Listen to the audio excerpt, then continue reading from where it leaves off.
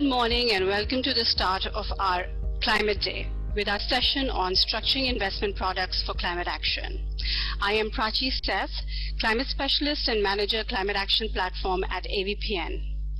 For those of you who do not know about AVPN, we are a network of funders and resource providers with over 600 members across 32 markets.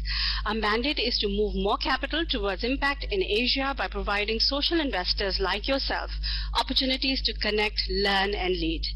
AVPN's Climate Action Platform was launched last year at the AVPN's conference, and now we have over 200 members that focus on climate.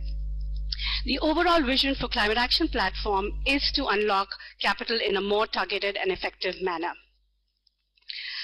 The platform engages with climate leaders and potential investors to find new and impactful ways to move this capital.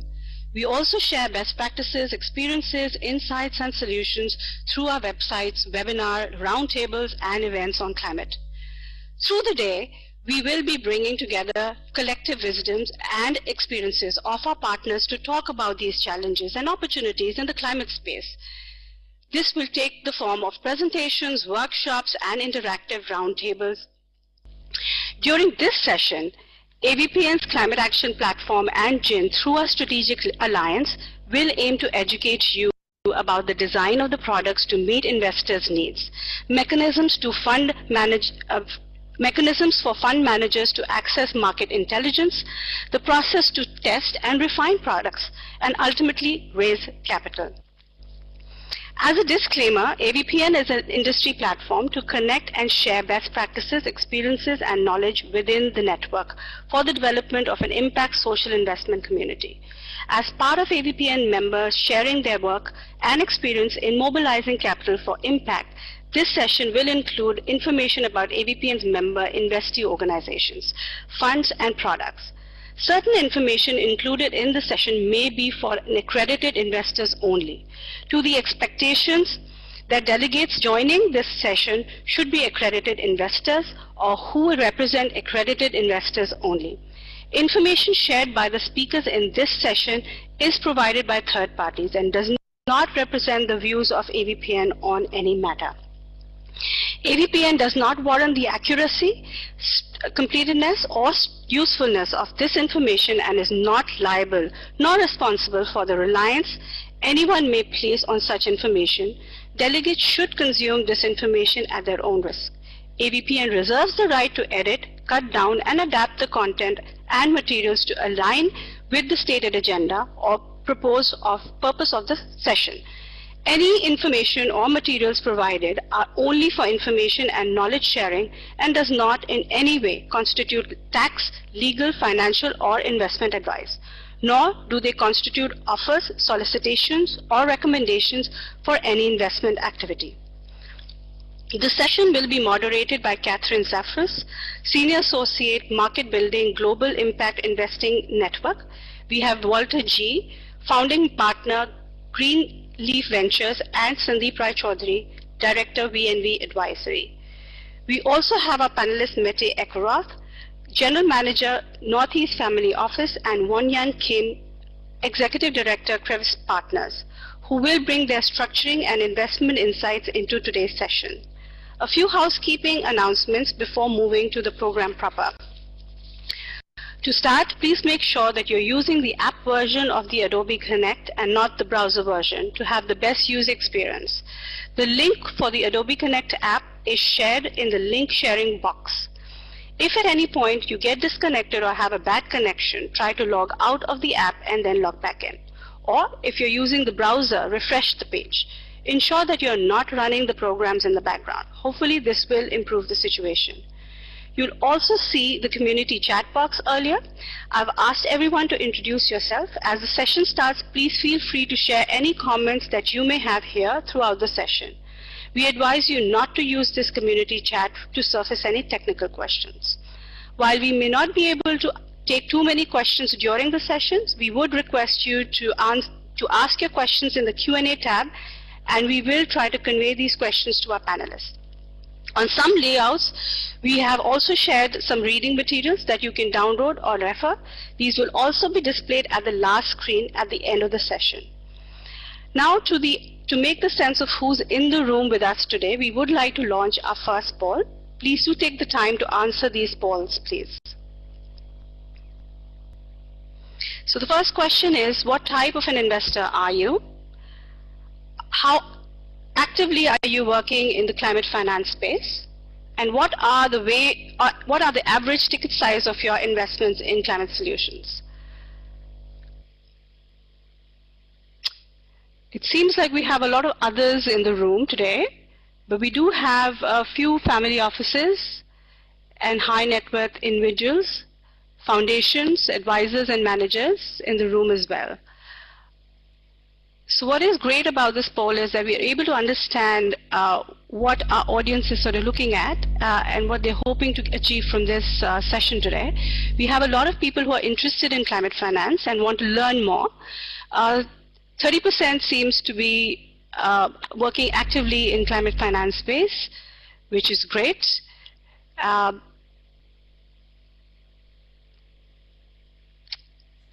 And in terms of average ticket size is less than 500,000 in most cases, which is great. So without further delay, I think I'm going to invite Catherine to do her presentation.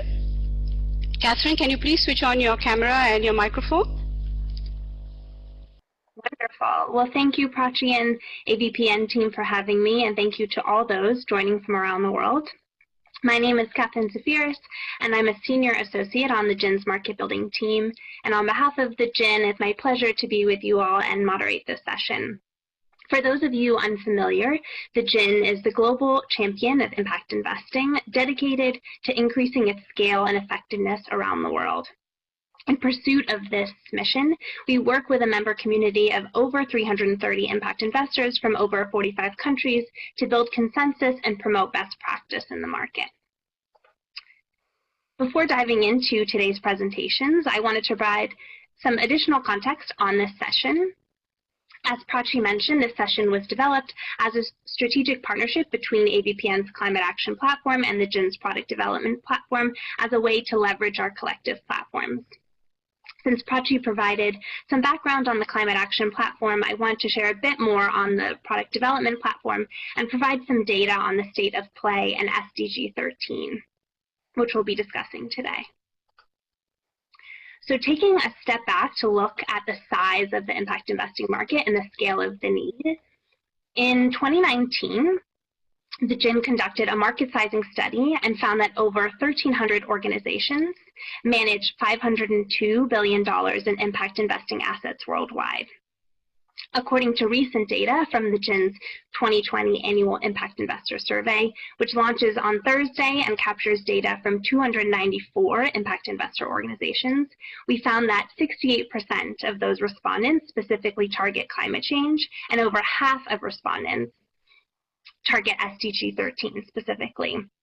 Both statistics indicating that impact investors recognize that substantial capital flows are needed to address the climate crisis.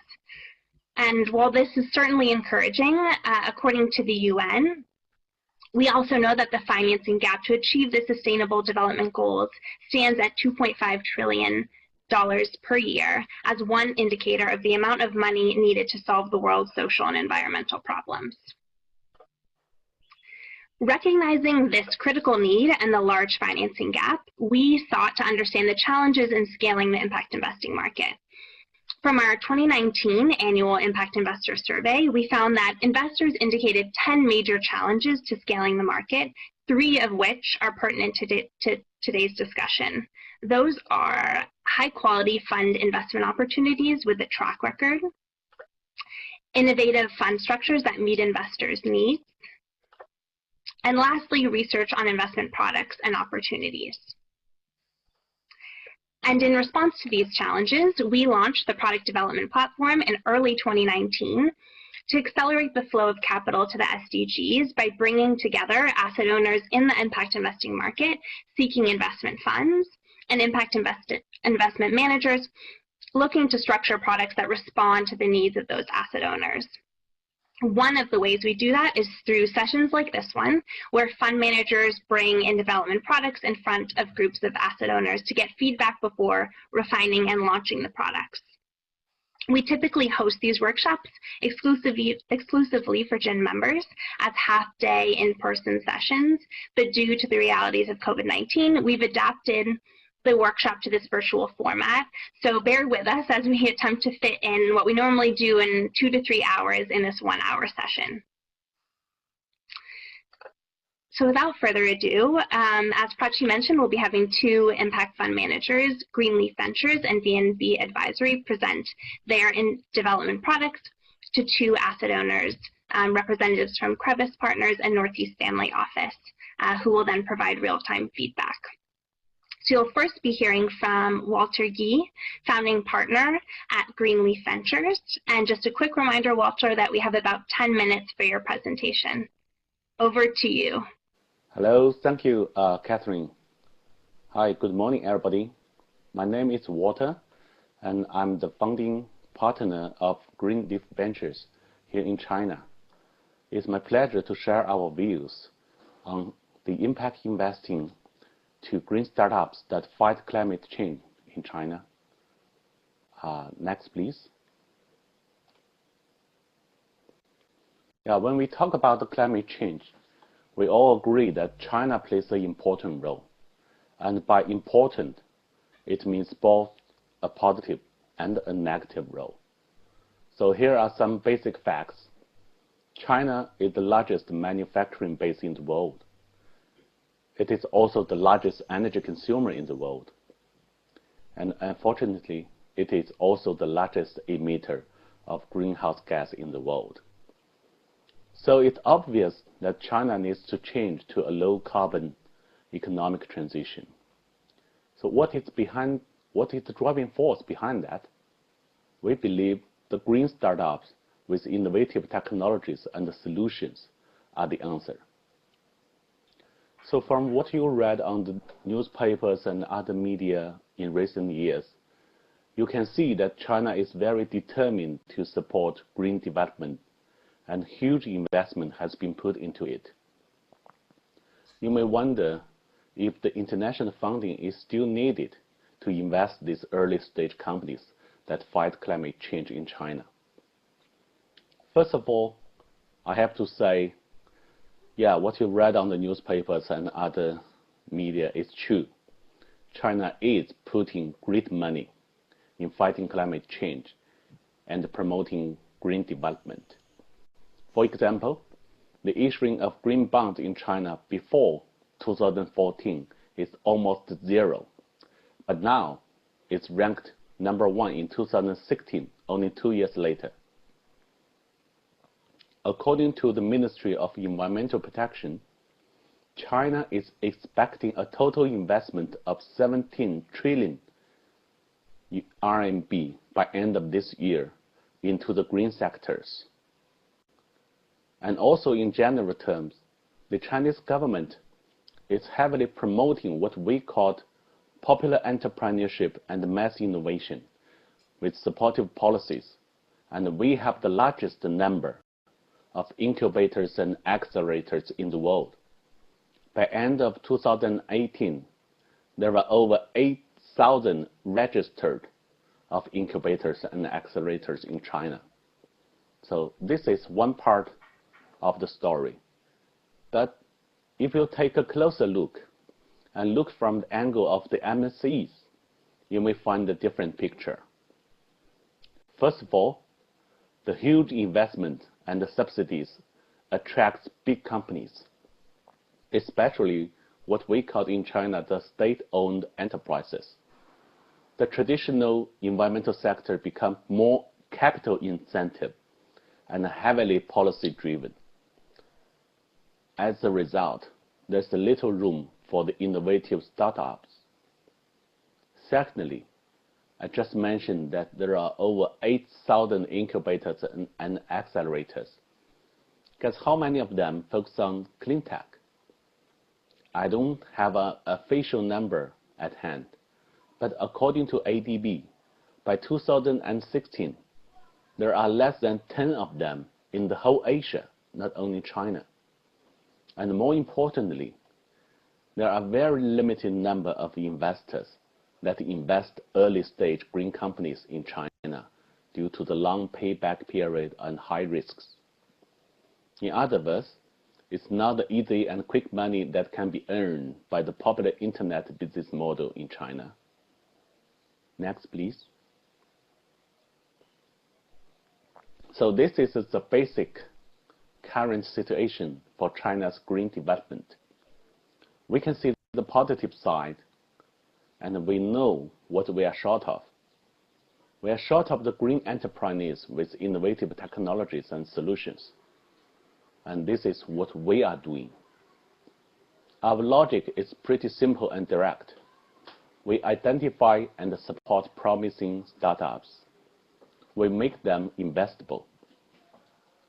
We invest them and scale them up. And with more and more companies growing up, we are more capable of fighting the climate change. Next, please. So this is our hybrid model. We provide acceleration and impact investing to green SMEs. 17 years ago, we started the first acceleration program in China to green SMEs, together with World Resources Institute. 7 years ago, we upgraded them into a real accelerator. And 7 months ago, we formally launched the Green Leaf Ventures, the first Chinese impact investment firm that's solely focusing on investing green startups. Next, please.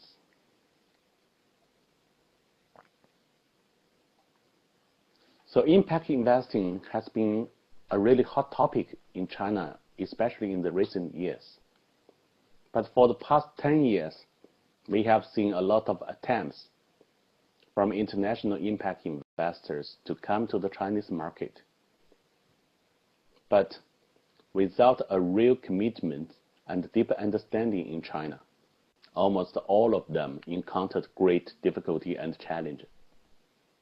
As we see it, the technologies could come from anywhere of the world, but impact investing is to solve local problems and need a professional local team that really knows the local market and industry to run it. Sorry. So here are our secret sauce. We have been operating for this over 17 years, and we have already our very stable channels for the deal pipeline, and we have the solid know-how and venture building expertise. For example, since the founding of the accelerator 7 years ago, over 90% of all the startups we accelerated are still in operation, and over 30 of them get third-party funding. Please kindly note that the average life for SMEs in China is only 3.5 years. Besides, we have also built strong networks all these years. We have the National Alumni Network, we have the Partner Network, Expert Network, and more importantly, we are building the Investor Network here in China. Next, please.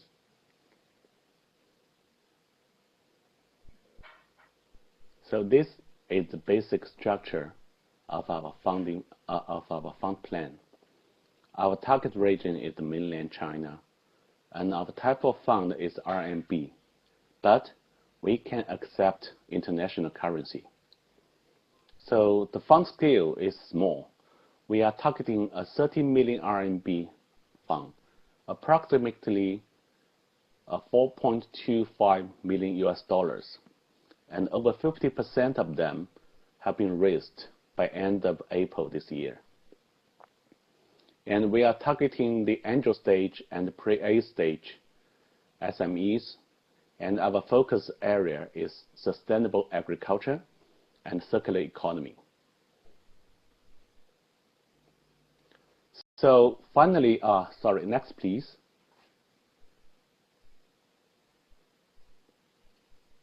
Yeah, finally, I would like to share a company we have accelerated and invested.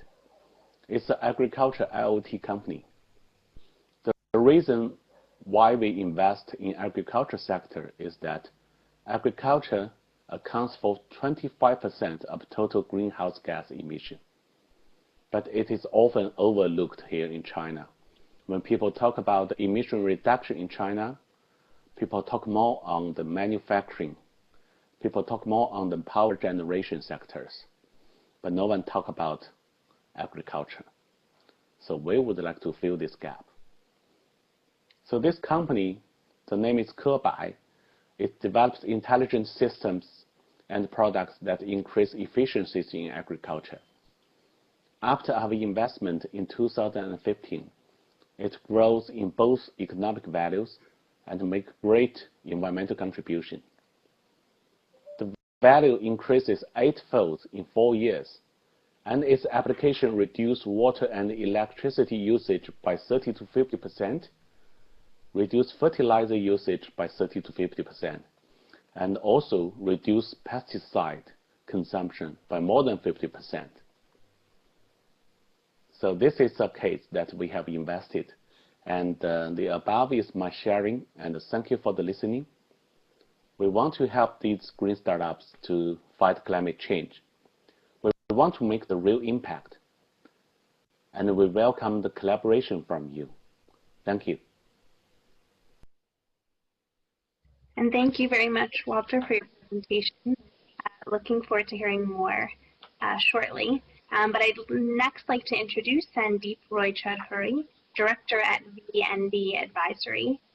Sandeep, over to you. Thanks, Catherine. And big welcome to all. I see a lot of people have joined in, and thanks for that. So a quick introduction of where we come from and what we are talking about in terms of the fund. So basically, I'm a director with VNV, and we have been working in the climate space for over a decade now, you know, with different kinds of rural community-based programs. So our vision was to the work that we have done so far and how we could leverage part of that network to then look for interesting enterprises, social enterprises who are working in the climate space, and how we could possibly support them and bring them up the curve to make more impact. So in that sense, we are a South Asia-based company. We are headquartered in Singapore, but we operate in the whole subcontinent area. That is South Asia. That's including India, Bangladesh, Nepal, Myanmar, and a few other countries. So the idea is for us, and why are we doing this in terms of the funding? Like I said, the theme for us has always been rural communities and how we could possibly have last mile connectivity in terms of climate solutions. You know, the challenge is quite stark in terms of we operate a lot in South Asia, heavily populated, extremely vulnerable, especially to climate, apart from every other problem in the world, really. So we are looking at finding out solutions that could be deployed here. We feel that there is a bit of a gap in terms of climate funding for rural communities. We see a lot of funding that goes into microfinance and other financial instruments, but not specifically just targeting the climate impact. So we think there's a gap there, and we believe that affordable solutions could be the key in terms of building scale. And I'm going to talk about the scale later on. But that's one of our areas that we really looking at. Now, since the world has changed really in the last 4 months, we're looking at a lot of these communities will have a very difficult time getting out of this. And I think the vulnerability has even, increased even more than what we had earlier. So if you thought we had a problem earlier, I think we have a massive task at hand now. Specifically for South Asia, as we just, also within our coastal areas, we just were hit with first COVID, and then we were hit with this massive cyclone that has resulted in a lot of loss of livelihoods. So yeah, I think for our kind of theme of climate and communities, while the building back happens, and there's a long road ahead in terms of building back, climate is going to be a very, it's an underlying theme that will go through all of that in terms of how we rebuild the communities and the regions that we are in. Moving on, what are we trying to do with this fund? And this is for now a fund that has been allocated by VNV itself, and we will be looking at external funding later. So, with our track record, we already have a network of over, servicing and working with over 5 million households. We have over 60,000 hectares of forests under our management and so on and so forth. So we've been working with a lot of communities already. And while we've been doing that, we have been partnering with very interesting enterprises who have been supporting us at different levels. So in a lot of ways, we have vetted partners that we've already worked with, and we think that that could be a good starting point for the fund to invest in. So we're looking at that as one of the solutions that we leverage our existing network that we have. We think that's quite valuable. Our entire focus has been, small-scale solutions which can go large-scale, if you know what I mean. What we want to understand is that we see that a lot of social enterprises seem to do things in a very localized manner, and they do very well. But if there could be an accelerator that pushes them into the next level, which then gives us this option of taking these technologies and ideas and different forms of impacts into a much larger scale. So that's the idea. Small-scale solutions for large-scale deployment. We think that we could be a kind of a catalyst to do that. Next, the structure of the fund, and the structure of the fund is pretty basic as such. We are looking at investment targets of 150K to 250K early stage.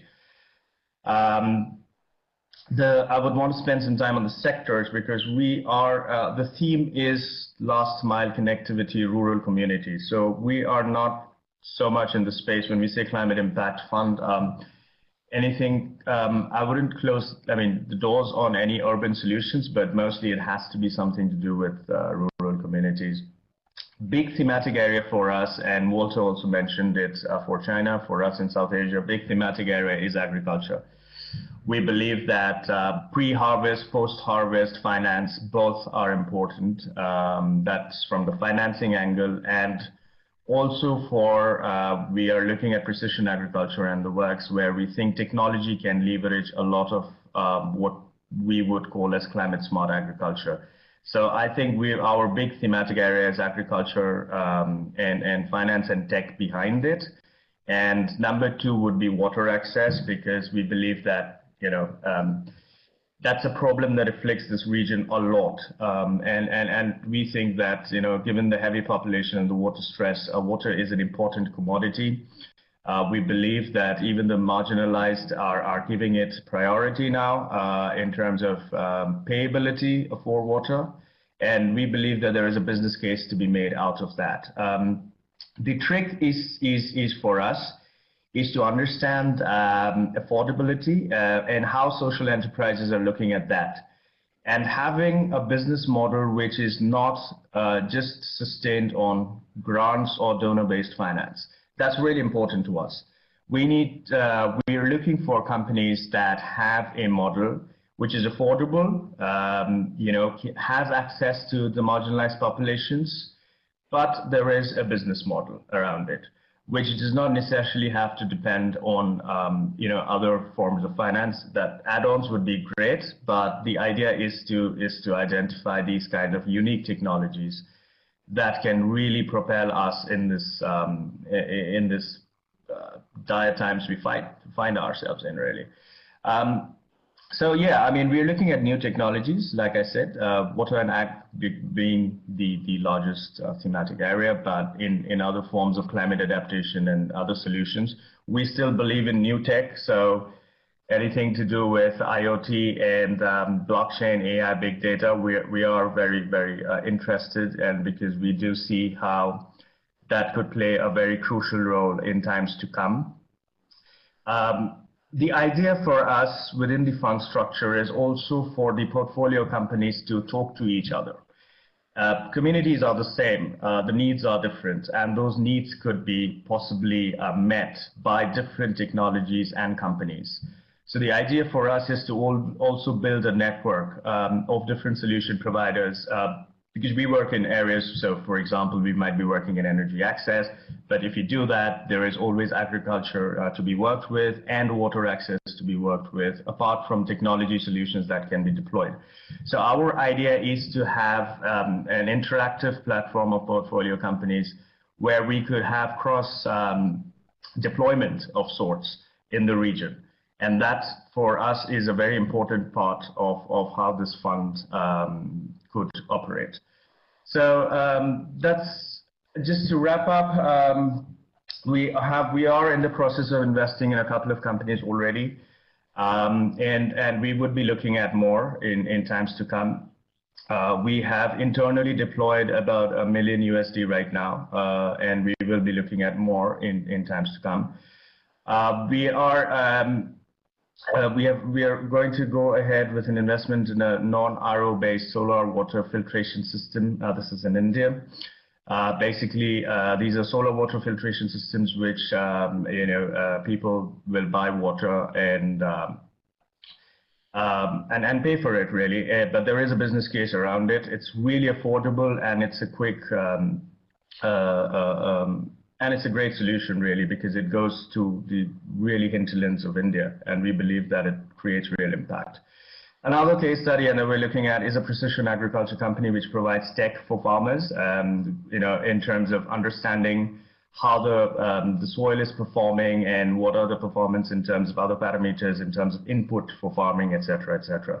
So these are two broad kind of companies we're looking at, but the idea is to have a lot more of these innovative companies. We need to see something different in them, and that's about it, because we want to see small scale, no problem, but it should be scalable to different regions within our region, so to speak.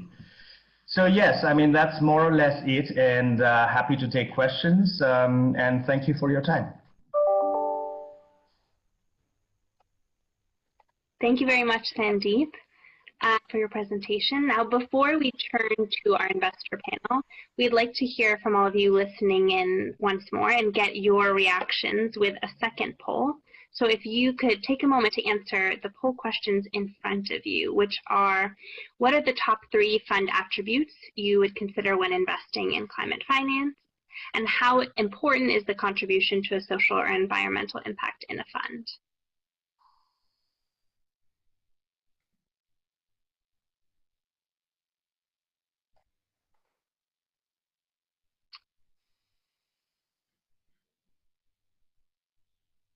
So let's see.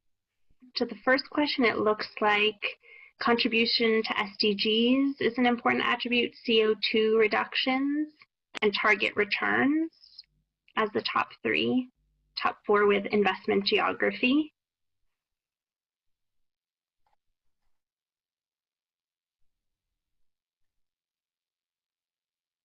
And on the second question, on the importance of contribution to our social or environmental impact, we're seeing a range of results, but with most of you saying it's very important. So thank you all for participating, and that will be really useful for all the speakers as we move into the discussion portion. So with that, I'll now be turning to our investor panel, Mette Ekeroth of Northeast Family Office and Won-Young Kim of Crevice Partners, to get their reactions from their position in the market. So Mette, I'd like to start with you. In a couple of minutes, could you share your initial reaction to these products and how they fit within the mandate of Northeast Family Office? Sure. Thank you, Catherine, and thank you, Sandeep and Walter, for your presentations. So I think what goes in general for family offices is that, you know, if you've seen one family office, you've seen one family office. So I don't really think that I'm qualified. I don't think many family offices would feel comfortable speaking on behalf of the industry. But what I can speak to is, of course, our own mandate.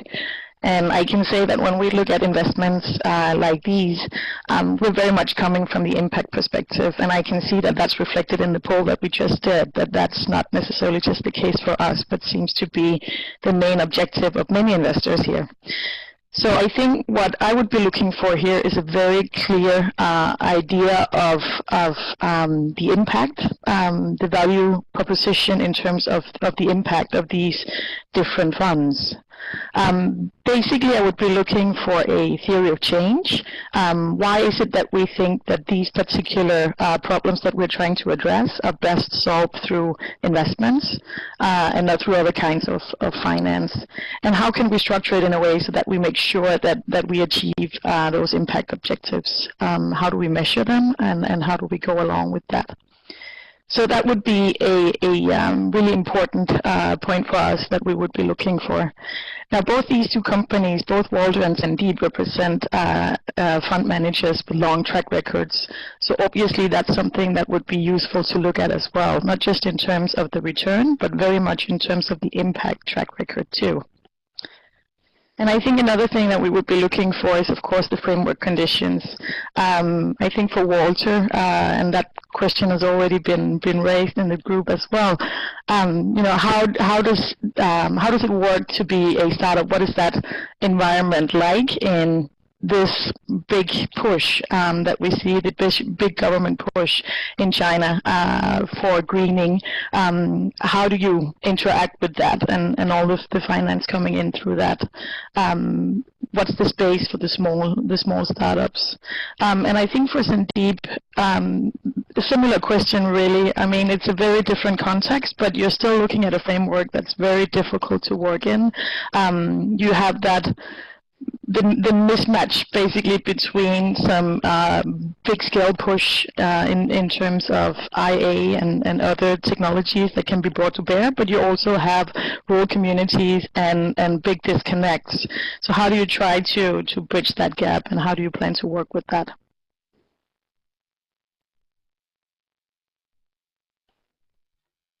Great, thank you, Mette. Sorry, I didn't realize I was on mute, but thank you for the initial reactions.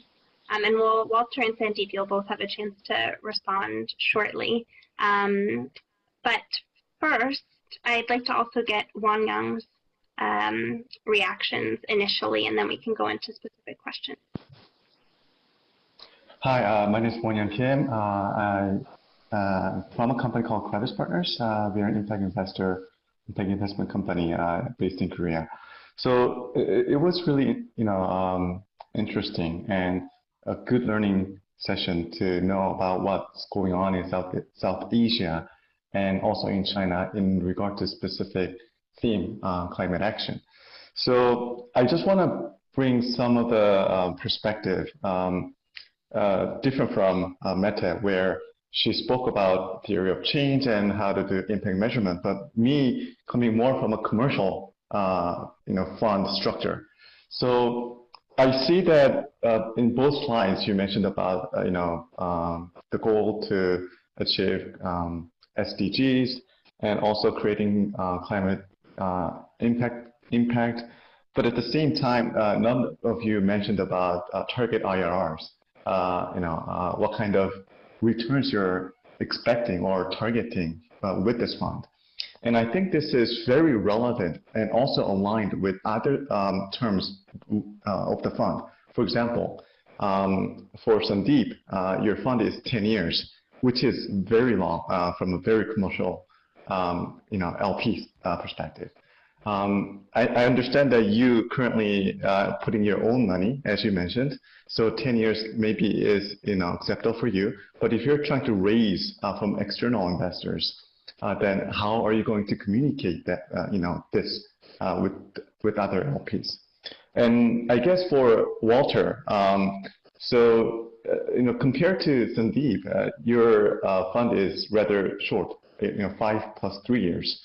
So that's acceptable from a market view. But at the same time, the management fee is 3%, which is a bit higher than the general fund management fee. So how do you communicate also with your LPs about that? And another question for both of you, and a feedback also, is I think both of you are accelerators and you have this capacity building function within the company, and which is an important part for early stage investment. So how do you actually value up these companies? So understand that the general structure of accelerating is a program where you have companies coming in and 6 months of curriculum-based programs, and then after that you have a demo day, and then you try to connect them with the founding investors. But what makes it so different about your programs or about your early stage investments and valuing up these companies, and especially in this climate action theme? So that would be another thing to talk about, and also how you communicate also with this to your LPs. And lastly, because it's a fund, right? It's a commercial fund and it's not a grant fund. What do you have? What is the idea of exit strategy? So at the end of 5 years or at the end of 10 years, you will eventually have to exit your fund. So since you're investing in early stage, it's hard to understand that you will go IPO with these companies in 5 years. Maybe in 10 years, maybe, but still, what's your exit strategy with these funds?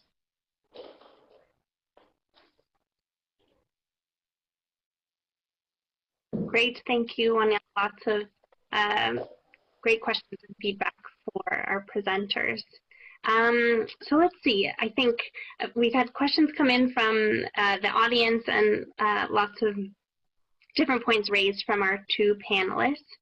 So why don't we start, Walter, we'll go in the same order with you. If you could talk about a bit more about your target IRR and returns that Wan Young brought up, as well as your impact measurement approach. I think that's something that from the audience as well they would like to hear more about. So we'll start there. Yeah, hello. Yeah, thank you for all these questions. It's all very helpful. I already marked down all of them. So first of all, I would like to talk about the IRR expectation. So internally, our team, we have set an IRR of a very high IRR of 20%.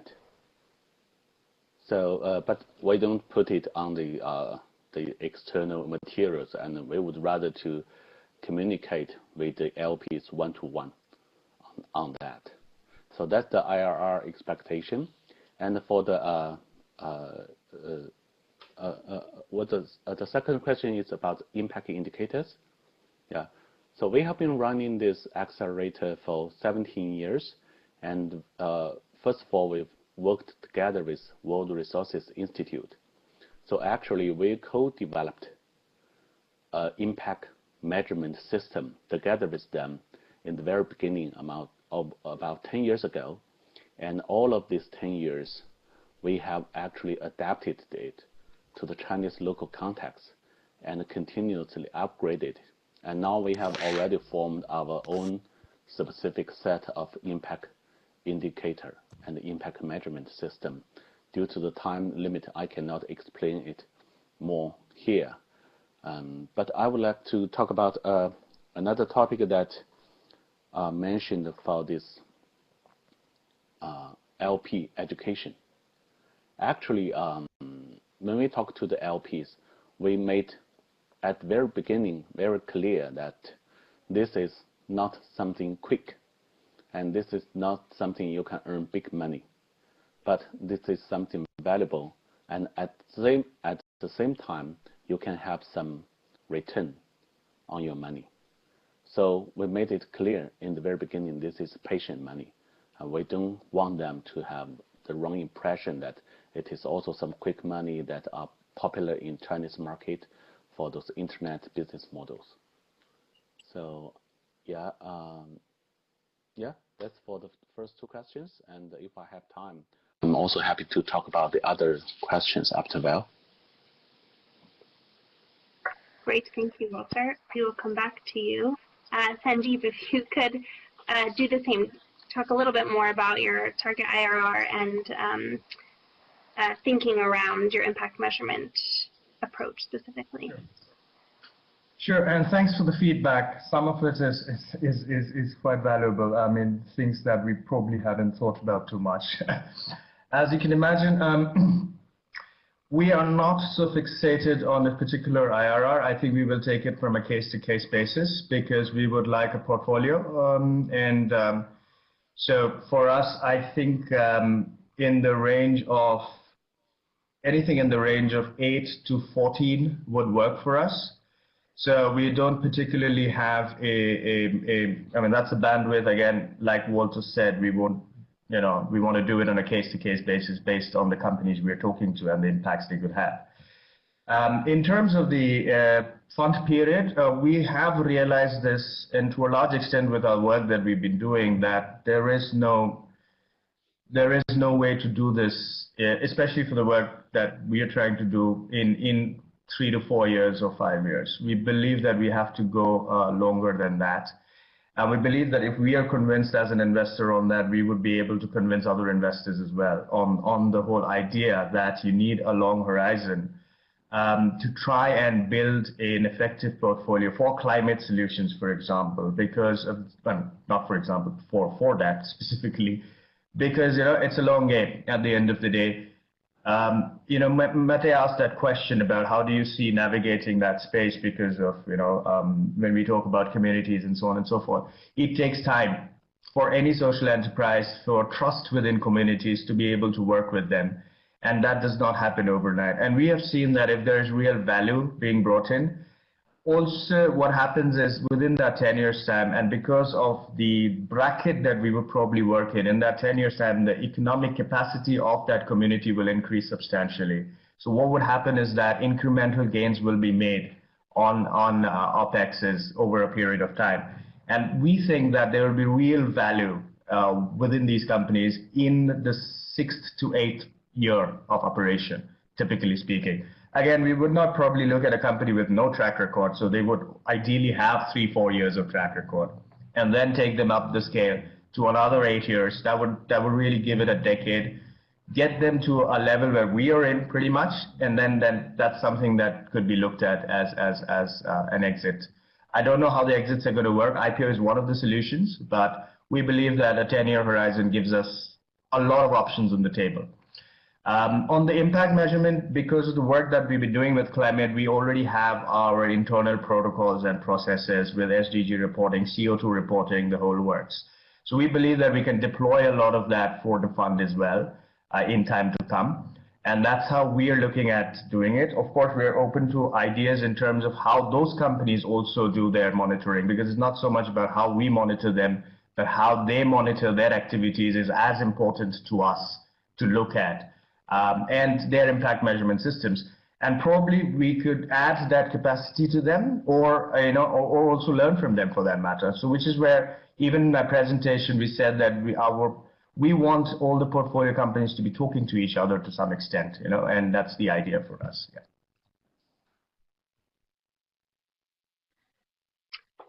Great, thank you, Sandeep. Mette and Wanyang, I want to give you both a chance to respond. And if you'd like to respond, there are some questions that have come in directed to each of you from the audience as well. But Mette, a chance to respond to Sandeep and Walter and ask any other follow-up questions. I thank you both for your clarifications, and I think just a recommendation from our side, at least if you approach investors with a similar mindset to ours, where impact is the main priority. It would be great to highlight that track record that you have and the systems that you've already developed in terms of impact measurement. For us, that would be a really key point. And I think, you both highlighted investor cases or companies that you've either already invested in or potentially are in the process of investing in. The question that we would always ask is, of course, if you could give us examples of companies that you've considered, where you've gone quite far in the DD process, but in the end have decided not to invest, and then explain us why. Because that's also a really good indicator in terms of the level of ambition that you have in terms of the transformative potential that you're looking for in the companies, but also other issues, just to make sure that we are aligned on things like that. I don't think we necessarily have the time, but just to say that that's something that we would be looking for as an investor as well.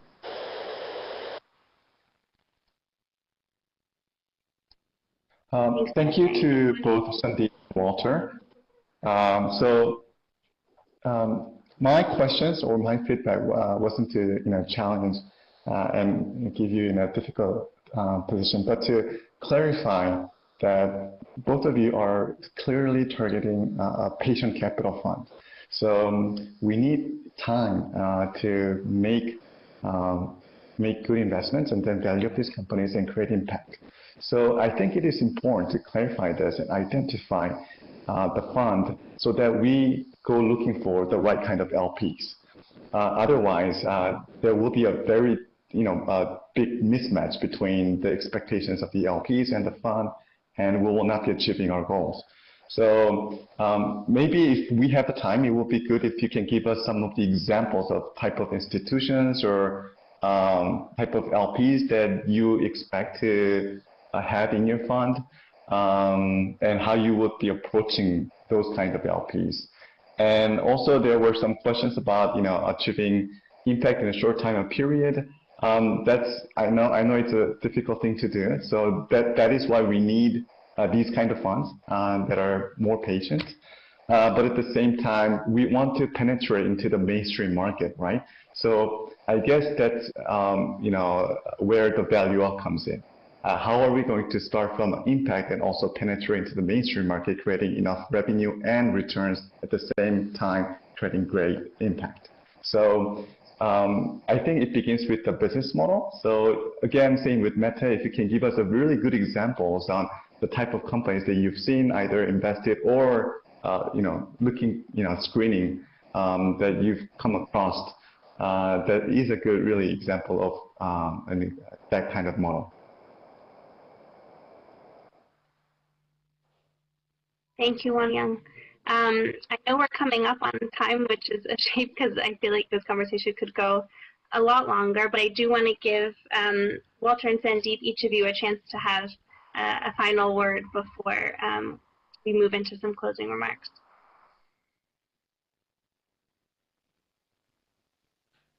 Oh, Walter, I think you might be muted.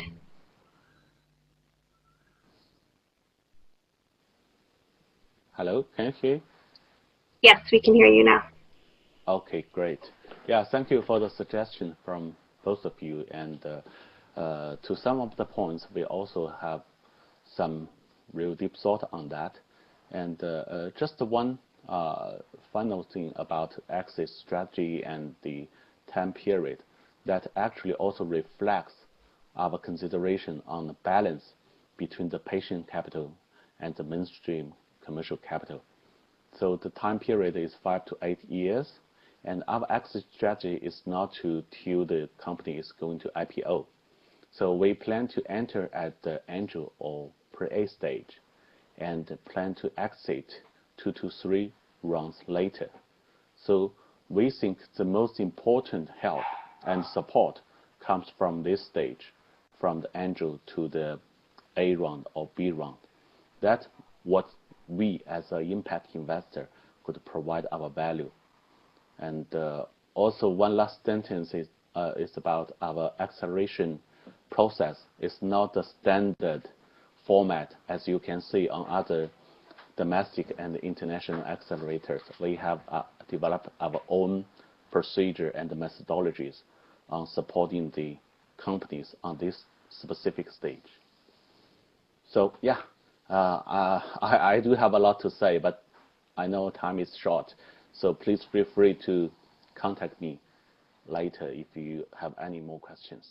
Thank you. Sure. Thanks for that. Actually, a quick answer to Mete. We have a couple of companies that we did DDs on and then didn't go ahead.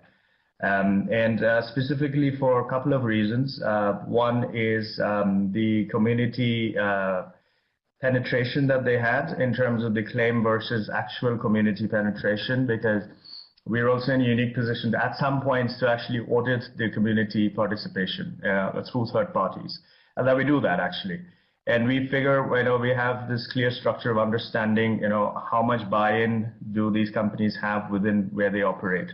So that would be our reason for both the companies. One, of course, with a slightly convoluted governance structure, which didn't sit very well with us. And that was one big reason. And apart from it, obviously, the community buy-in. So for us, we follow that. We have a third-party audit done on the community buy-ins, and that's a very important parameter for us. And most companies would not clear that so easily. And that's one big step we look at, because like Wang Yang mentioned, that this is fairly patient capital, but we want to get it right. So that's how we look at it. Yes. Thank you, Sandeep, and thank you all so much for being a part of today's session. Mete and Wang Yang for your feedback, and Sandeep and Walter for your presentations. Again, could definitely go on a lot longer, but appreciate the conversation today. And before I hand it back over to Prachi to close us out, I just want to note that for those of you listening in, if you are interested in working with GIIN members and others to test or co-develop impact investment products in a similar format such as this, feel free to reach out to me, as we host these types of workshops and sessions regularly at the GIIN. But thank you all very much. And Prachi, I'll let you close us out. Thank you all. Thank you so much, everyone. We didn't want this to get over. I totally resonate with what you had said, Catherine. I mean, we could go on, but we have now come to the end of the session, Structuring Investment Products for Climate Action. This session was made possible with the kind support of our lead partners, Chandler Foundation, Stockholm Environment Institute, and Yadan Prize Foundation, and our knowledge partner, WOCAN. To continue chatting with your speakers and fellow delegates in this session, please make full use of AVPN connector. The link may be found in the resource section. Please note that the session will be recorded, and you will be able to access the recording from conference.avpn.asia. We look forward to engaging with you on our climate sessions throughout the day. And for those of you who are on social media, don't forget to share your experience with us using the same hashtag AVPN2020. Coming up next is a session on regulatory and policy approaches to catalyze green sustainable finance that will start in an hour. We can also just just remind you that there is a session on GIIN and IMP workshop on aligning investors on impact management on Friday, 12th of June at 10 a.m. Singapore time. So please join us for that. Thank you so much, and we'll see you during the day.